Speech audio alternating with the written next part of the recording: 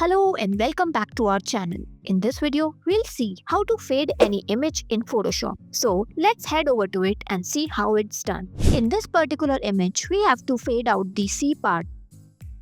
So for that, first press Ctrl or Command J to duplicate the background layer. Right click and convert it into Smart Object. Now click on the vector mask icon over here. Hide the background layer so that we can see what's happening. Click on the vector mask thumbnail and press Ctrl or Command I to invert the mask. This will hide our image. Now, to create the effect, select the gradient tool from the toolbar. Choose the gradient type white to transparent in the basics. Start by dragging the slider from bottom to top and you will start to see your image.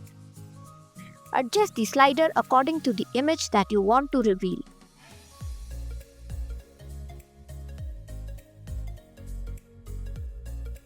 Let's say we just want the blue part of the sky, so let's remove the sun part as well.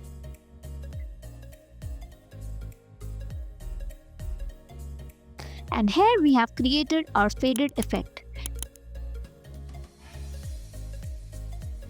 Now to export it, go to File, Save As and save it in PNG format.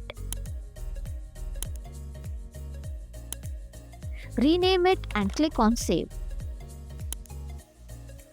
Now here we have an image. Let's say we want to replace the sky. I have already removed the sky over here. So let's add in our new sky which we just created. Go to Edit, Copy and paste it in the document. Adjust it by pressing Ctrl or Command T. And that's it. If you find this video helpful, don't forget to like, subscribe and hit that notification bell for more such content. Thanks for watching.